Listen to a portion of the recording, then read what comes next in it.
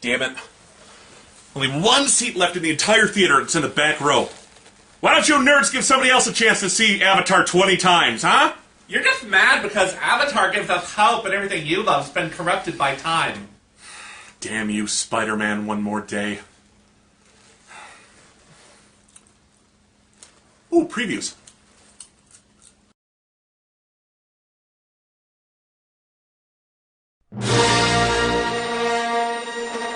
Yes!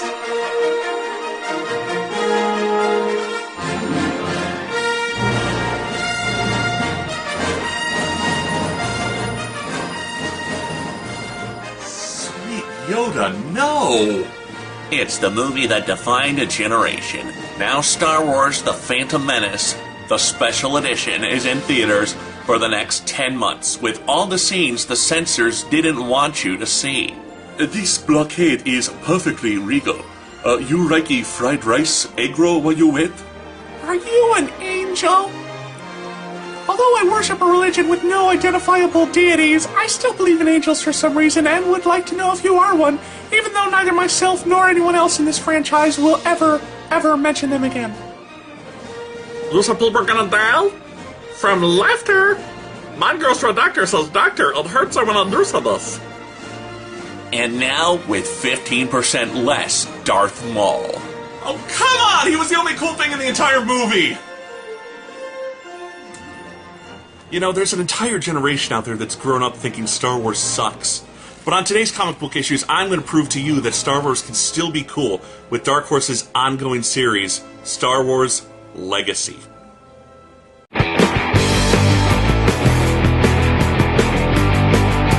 Hi everyone, welcome back to Comic Book Issues. I'm your host, the Last Angry Geek. Now in today's episode, I'd like to remind you that Star Wars can indeed be cool.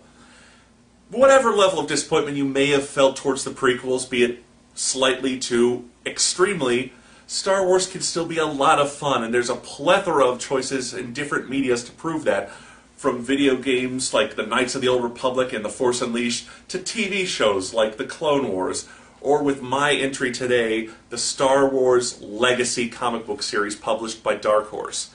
It's written by John Ostrander, and the regular penciler is Jan Gersema. Set 130 years after A New Hope, it follows the adventures of Cade Skywalker, who's the latest in a long line of heroes. The only problem is, Cade is no hero. He's a fallen Jedi who masquerades as a pirate and a bounty hunter, along with his fellow ne'er-do-wells, Delia Blue, and his childhood friend, Jariah Sin, neither of whom is aware that he used to be a Jedi, and Cade's got good reason to hide. In this time, the Republic has fallen and the Empire rules once more, but the Emperor, Roan Fel, has been replaced by Darth Krayt. Krayt has done away with the one master, one apprentice thinking and started the rule of one. There is only one Sith, the Sith Empire itself. And now it's filled with hundreds, indeed thousands, of red and black tattooed evil Force users. The Jedi have once again been hunted to near extinction, with only a few hidden camps fighting against the Sith Empire. And the Empire itself is fractured, with most following Krayt, but a loyal contingent, including the Force-wielding Imperial Knights, following Fel, himself a Force user. In the midst of all this galactic turmoil, Cade just wants to forget. He wants to forget that the galaxy fell apart and started to distrust the Jedi after his father's plan to terraform devastated planets fell apart.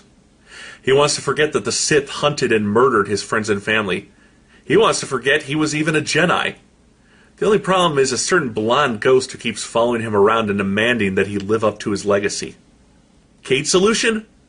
Dose himself with death sticks as they block out his connection to the Force. Let me just get a few things right here. Let's see, last name of Skywalker? Check. Filled with angst over an unfulfilled destiny? Check. Drug addict? Check. No, wait. The first arc of Legacy opens with a flashback to the Sith wiping out the main Jedi Academy on Ossus. Young Cade sees his father die holding back the Sith, and in a moment of grief, taps into the dark side of the Force to bring his dead master back to life. He then jumps into a starfighter to start killing Sith, but gets separated from the rest of the Jedi and seemingly killed. Meanwhile, Darth Krayt arrives and takes control of the Empire and orders the extermination of the Jedi. It's only alone with his advisor Rylock that we find out he's dying.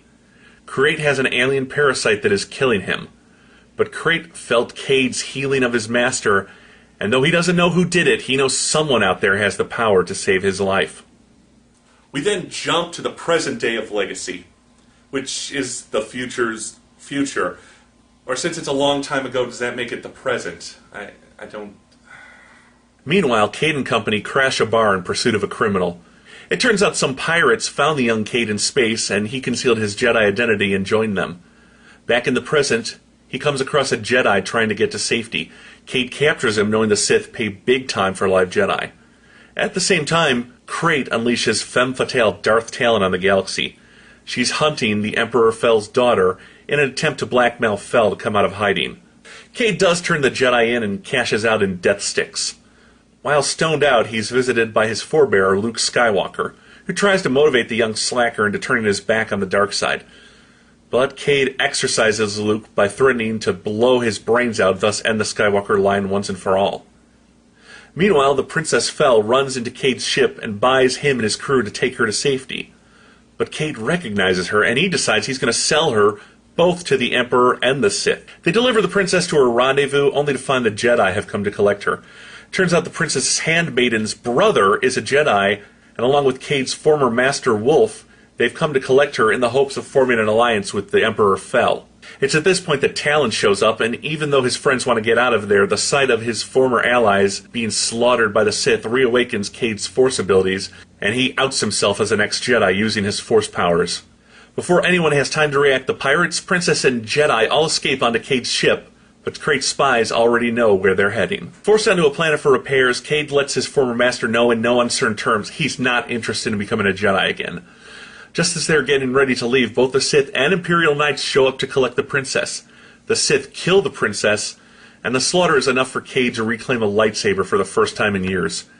Cade joins the attacks and fights off the Sith while the Knights and Jedi evacuate to their ship. Once on board, Cade once again taps into the dark side to revive the princess. They leave her with her father to once again wander the galaxy, except Crate now knows there's a Skywalker still alive, and that this Skywalker has great healing abilities. Now this begins the overall plot of Legacy. Crate is hunting Cade Skywalker, as Cade might be the only one who can save him from his impending death.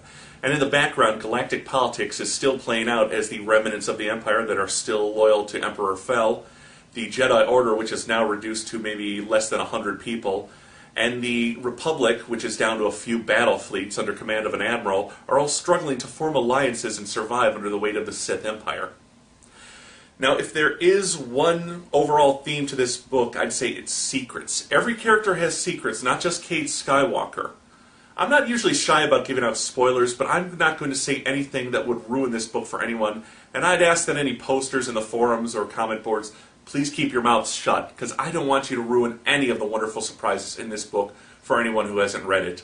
There are a ton of secrets in Legacy, and each one is more surprising than the last. So, which characters have secrets? Well, one of the best characters is an Imperial Moth, that's a kind of governor, named Nina Calixte. She's shown at first trying to help her boyfriend become the new Emperor, but Crate throws everyone for a loop when he declares himself Emperor. This character is a major player in the book, and you're never quite sure whose side she's on. This and her surprising connection to the Skywalker family blew me away. Another character with major secrets is Darth Crate himself. Crate's true identity is one of the book's big secrets, although once it was revealed, I admit I didn't understand it at first, as it's connected to the other Star Wars comics rather than the films or books. But Crate's illness is one of the biggest in-book secrets, as only a handful know of it. If it were revealed that he was ill, the Sith Order might tear itself apart trying to replace him, so he's forced to remain visible and powerful to hold together the very order that he's tried to make independent of himself, or indeed any one particular Sith Lord. Another character we meet is Bantha Rock. He's a mechanic friend of Cade's who we meet a little later in the book after the first 20 issues or so. When we first meet this character, you don't think much of him, but again, secrets come out and he's revealed to be an integral part of Cade's past. Finally, there's Morrigan Cord, an Imperial bounty hunter. Nina sends Cord to bring in Cade so the Imperials under Crate will have leverage over him to control the Sith. But Cord has her own agenda and her own connection to Cade that will transcend her loyalties. Future storylines deal with Cade deciding to complete his Jedi training and being reunited with a certain blue droid that's been in his family for a very long time. Trying to rescue the Jedi Knight that he turned over to the Sith at the beginning of the series and getting captured by Darth Crate, who then decides to recruit him into his Sith Order. and then his friends and Morgan Cord teaming up and trying to break him out of the Sith Temple on Coruscant, which means going right into the belly of the beast. After escaping, Cade, Blue, and Jiraiya run to hide out with Bantha Rock. While there, they encounter Azlyn Rae, Cade's first love and a former Jedi who became an Imperial Knight when the Order fell. This leads to a meeting between the Jedi and the Imperials where Cade proposes murdering Krayt to let the Sith Empire fall apart. Now, the final battle between Cade and Krayt is actually part of the Vector series. Vector was a crossover with all of Dark Horse's major Star Wars titles. It follows Celeste Morn, a Jedi who became possessed by a powerful Sith artifact. And it follows her chronologically through the books, Knights of the Old Republic, through to Dark Times and then Rebellion, and finally ending in Legacy. Ultimately, a final showdown occurs where Krayt and his Sith arrive and try to take the talisman, leading to casualties on both sides. Krayt is defeated, but not in a way that you'll see coming. His fall is yet another of Legacy's amazing twists. This title is ongoing, but even after Krayt's fall, the universe is still a very dangerous place. And judging by what I've read so far, Cade's story still has a lot of chapters in it. I do love the writing, and Jan Duursema is a wonderful penciler. She has a real knack for drawing action sequences, aliens, and the various space battle scenes that are all staples of the Star Wars universe. Hey, and 6 of the first 7 covers are drawn by Adam Hughes, who is one of the best artists in the business, and an outright Star Wars fan himself. And Legacy has even begun to make its way into the more conventional Star Wars markets, with action figures of Cade, Talon, Krayt, and the Imperial Knights. And Gentle Giant is even releasing a bust of Darth Talon. So is this the perfect series, young Padawan? Well, no, not exactly. For one thing, Ostrander has a habit of going off into side stories whenever Duursema needs to take a break. Hey, it's tough work penciling a book 12 months out of the year. Right in the middle of the very first arc, in fact, there's a filler story, which really hurt the book's pacing, I felt. In fact, these side stories usually range from mildly entertaining to downright boring. They usually follow characters such as the Republic Space Fleet, Imperial Knights in hiding from the Sith, or even Stormtrooper Squad, and it just feels very inconsequential. The book is at its best when it's following Cade Skywalker, a fallen Jedi who's straddling the light and dark sides of the Force. He's a far darker, more brooding Jedi than prequel Annie ever was. With great characters, involving stories, and plenty of twists and turns, I give Star Wars Legacy a big thumbs up. Thank you for joining us. I'm your host, the Last Angry Geek, saying, only pussies believe in midi-chlorians.